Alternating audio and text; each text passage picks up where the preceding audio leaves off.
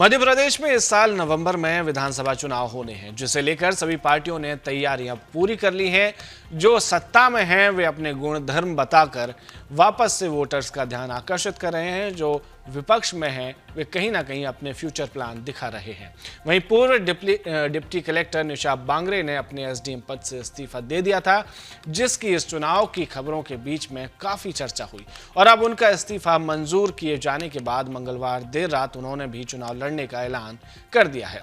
Social media पर निशा बांगरे ने अपने समर्थकों को एक संदेश दिया, जिसमें उन्होंने लिखा, मैं चुनाव लड़ूंगी, बुधवार, गुरुवार या शुक्रवार को नामांकन दाखिल करूंगी। आपको बता दें कि निशा बांगरे ने अपने बैतूल स्थित आवास पर सर्वधर्म सभा का आयोजन किया था। इसमें शामिल होने के लिए उन्होंने अनुमति मांगी थी। शासन ने अनुमति नहीं दी, पर वे इसमें शामिल हुई और फिर सेवा से त्यागपत्र दे दिया, लेकिन शासन ने उनका त्यागपत्र स्वीकार नहीं किया। छतरपुर की एसडीएम रही निशा बांगरे के खिलाफ 21 अगस्त 2023 को सिविल सेवा आचरण नियम 1985 का उल्लंघन का आरोप लगाया गया था, जिसके बाद विभागीय जांच शुरू की गई थी, लेकिन उनका इस्तीफा तब भी मंजूर नहीं किया गया था। जिसके बाद निशा इस मामले में हाईकोर्ट और फिर सुप्रीम कोर्ट तक गई। उन्होंने त्यागपत्र स्वीकार कराने के लिए आमला से मुख्यमंत्री आवास तक पदयात्रा निकाली थी, पर भोपाल के बोर्ड ऑफिस चौराहे पर उन्हें रोक दिया गया, उन्हें गिरफ्तार कर लिया गया था। इस पूरे मामले में कांग्रेस निशा के साथ खड़ी रही और अब कहा जा रहा है कि निशा कांग्रेस के टिकट पर आमला विधानसभा से चुनाव लड़ सकती हैं। आमला वही इकलौती सीट थी जिस पर कांग्रेस ने उम्मीदवार का नाम जारी नहीं किया था। 2 लिस्ट जारी की थी, लेकिन किसी भी लिस्ट में इस सीट का जिक्र नहीं था। निशा का भी अपना पक्ष है। इस मामले में उन्हें हमें जरूर सुनना चाहिए। बिल्कुल, चुनाव तो हम लड़ेंगे ही, क्योंकि मैंने हमेशा से ही बताया कि लोकतंत्र का हिस्सा हम बनना चाहते हैं। विधायिका का हिस्सा बनना भी उसका एक पार्ट है, तो हम चुनाव तो लड़ेंगे। निश्चित तौर पे मैं नामांकन पत्र भरूंगी।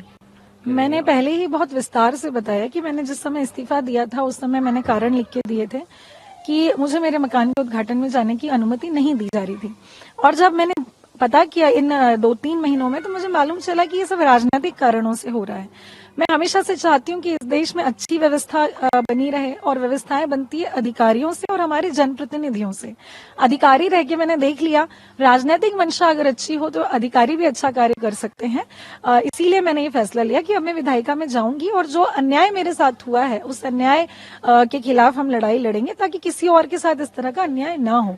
तो ये सब ग्रेजुअली हुआ है और आज हम जो है चुनाव लड़ने के लिए तैयार हैं। क्या लगता है उस समय कि मैं जहाँ पर मकान का उद्घाटन था वहाँ पर सर्वधर्म प्रार्थना होने जा रही थी, और चूंकि मैं उस क्षेत्र में पिछले 5 साल से हूँ, मेरी पोस्टिंग वहाँ 2018 से 2021 के बीच में रही है। लोगों के बीच नहीं, आमला लोगों के बीच में रही हूँ। जनता का स्नेह और प्यार मेरे साथ रहा है, तो लोगों ने ही मुझे एक ऑप्शन के तौर पे उस समय भी देखा था जब मैं वहां पर पदस्थ थी। इसीलिए मेरा ट्रांसफर फिर जगह जगह बार बार हो रहा था, क्योंकि वहां के जो माननीय थे उनको परेशानी हो रही थी। तो यही कारण रहा था। लोगों ने तो उसी समय से एक जनप्रतिनिधि के रूप में मुझे चाहा था, लेकिन मैं उस निर्णय तक नहीं पहुंच पा रही थी, क्योंकि मेरा कोई पारिवारिक बैकग्राउंड नहीं है इस तरह का। मैं सीख कर ही आगे बढ़ रही हूँ, पढ़ लिख करके अधिकारी बने। अधिकारी रहते हुए मैंने देखा कि जिस स्वतंत्रता के साथ मैं काम करना चाह रही हूँ मुझे वो नहीं मिल पा रही है। और फिर हद तो तब हो गई जब मुझे मेरे घर के उद्घाटन में अनुमति नहीं दी गई, तो तभी मैंने अपना इस्तीफा दिया और ग्रेजुअली फिर हम यहाँ बढ़े। मैं किसी राजनीतिक दल से कभी जुड़ी नहीं रही। बिल्कुल। ये थी पूर्व आईएएस अधिकारी निशा बांगरे, जो कि आमला विधानसभा से चुनाव लड़ सकती हैं और सबसे ज्यादा चर्चा में यही सीट रह सकती है। आमला की इस सीट से लड़ रही पूर्व आईएएस अधिकारी को लोग कितना पसंद करते हैं, ये बात 3 दिसंबर 2023 को पता चल जाएगी।